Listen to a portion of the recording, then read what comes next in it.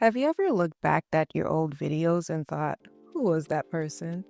I have, and it made me realize I was editing out the very things that made me me. You never realize how much you're changing yourself until you watch one of your old videos. Today, I want to talk about why being true to yourself is the key to growing your YouTube channel. Not just growing in numbers, but growing in a way that's sustainable and actually feels good. Because what I've discovered might be exactly what some of you need to hear. Let me take you behind the scenes for a moment. A few months ago, I was doing what most creators do, checking my analytics, studying where people were dropping off, and I noticed something that stopped me in my tracks. Every time I mentioned anything spiritual, shared a scripture that gave me courage, or talked about how my spirituality is connected to my art, people would leave. The numbers were clear. Talk about spirituality on my channel and you lose viewers. In fact, in one of my videos, I opened up about the spiritual side of dealing with rejection, and it led to an immediate drop in subscribers. I had a mini exodus. It was ironic because here I was talking about rejection only to experience it the most with that very video. So I did what I felt was logical at that time. I started editing out those parts. I thought it was best for me to be more universal as an artist and thought, maybe I should just be the art channel people expect. I thought analytics were my guide, but I didn't realize they were leading me away from myself. If you've ever found yourself editing out pieces of who you are because the analytics told you to, drop a comment below because I really think we should have an open discussion about this. But the more I tried to fit this perfect YouTube mold, the more robotic my videos became. I would watch them back and think, this is not really me. When I was trying to be what I thought people wanted, my content felt kind of empty. My videos might get views initially, but people weren't really sticking around. You see, I'm Caribbean. I grew up with elderly women who taught me how to find strength in scripture. They taught me how to pray. They taught me how to use these spiritual tools to navigate life. So it's not just part of my story, it's the foundation of my art, my teaching, everything I do. And when I started sharing that part of myself again, yes, some people left, but the ones who stayed, they became truly engaged. The comments went from simple, nice video to deep, meaningful conversations. People started sharing their own stories, and a real community started forming. And that's when I realized something powerful about growing on YouTube. It's not just about getting more viewers. It's about finding the right viewers. The one who connect with the real you, because those are the people who will stay with you for the long haul. Those are the ones who will share your content, not because you asked them to, but because it genuinely resonated with them. I also realized I was focusing on the wrong metrics. I was so worried about people leaving that I forgot about the ones who were staying. The ones who needed to hear exactly what I was afraid to say. When I stopped trying to be the perfect YouTuber and started being true to myself, my videos became easier to make because I wasn't constantly second guessing myself. I could sit down, write out my thoughts, press record, and just talk. Share what I actually wanted to share. That natural energy came through in my videos. The comments sections also transformed to real conversations. People started sharing their own journeys, their struggles with being true to themselves, their experiences mixing spirituality and art. Each video became more than just content, it became a conversation. And you know what's funny? Someone recently commented that they love how much I blink in my videos. I actually used to worry about that. I thought maybe I should try to blink less, look more professional. I don't know. I mean, there's even technology out there that stops you from blinking so much. So I thought that it was a problem.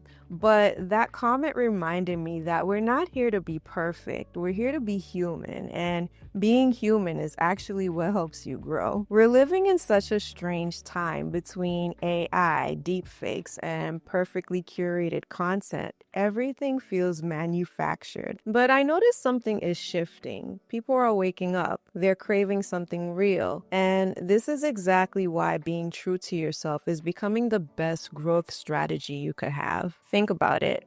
Since COVID, haven't you noticed how different everything feels? I mean, I see people on TikTok asking if they're even still here. Are they still alive? And that's concerning. It's like we're living in an episode of Black Mirror and heading into Westworld. And in this increasingly artificial world, being true to yourself becomes your superpower. When everyone else is trying to game the algorithm, being human gives you an edge, which is really interesting when you think about it. When you edit out your personality to fit what you think YouTube wants, you're not just losing viewers, you're also losing yourself. And once you lose yourself, what's even the point of growing? I had to sit with that question for a while, because growing a channel means nothing if you can't even recognize yourself in your own videos. It all comes down to being yourself.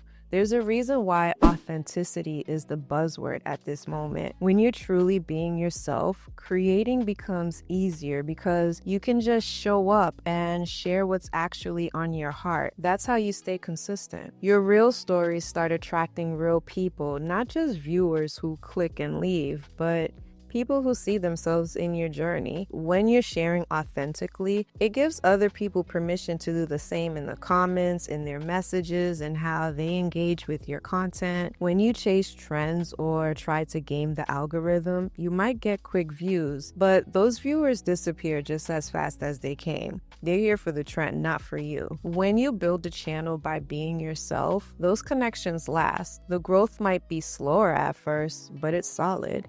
I've decided I'd rather grow slower and stay true to myself than build a channel I don't recognize. Yes, I'm an artist, but I'm also spiritual. I love philosophy. I love music and film. I'm passionate about wellness and cooking. I get excited about personal development. I've always been a seeker, so these things aren't distractions from my content. They're what make my perspective unique and what helps me connect with people who resonate with the same things. The moment you stop trying to convince people to watch and start focusing on truly connecting, the impact becomes deeper. When I started sharing more about my spiritual journey and how it connects to my art, yes, some people unsubscribed, but the videos started getting shared in spiritual art communities. People started finding my channel who were looking for exactly that combination. My content started reaching people who weren't just looking for art tutorials. They were looking for meaning in their creative journey. They were seeking ways to infuse their art with purpose, to connect their creativity with something deeper. They were fellow seekers who understood that art isn't just about techniques and skills. It's also about expressing our whole selves, our beliefs, our questions, our growth. We're in an era where being true to yourself isn't just about personal growth. It's becoming revolutionary. Every time you show up as your true self, you give someone else permission to do the same. And that's how real channel growth happens, through being brave enough to be yourself. Trends might win over the algorithm, but truth wins over the heart. And in the end, it's the connections we make that truly matter. So I want to challenge you. In your next video, share something you've been holding back. Something real, something true. Don't worry about the views. Don't worry about the analytics. Just focus on making one genuine connection. Because as I've mentioned in a previous video, views might pay the bills, but impact feeds the soul. And ironically, when you focus on impact over views, the views tend to follow. Drop a comment below. What part of yourself have you been editing out? What would you share if you weren't afraid of losing viewers and subscribers? I really do believe these are conversations we should be having, especially in a time where it's hard to know what's real. Thank you so much for being here. Thank you for being part of this community. Keep creating and stay true to yourself. I'll see you in the next video.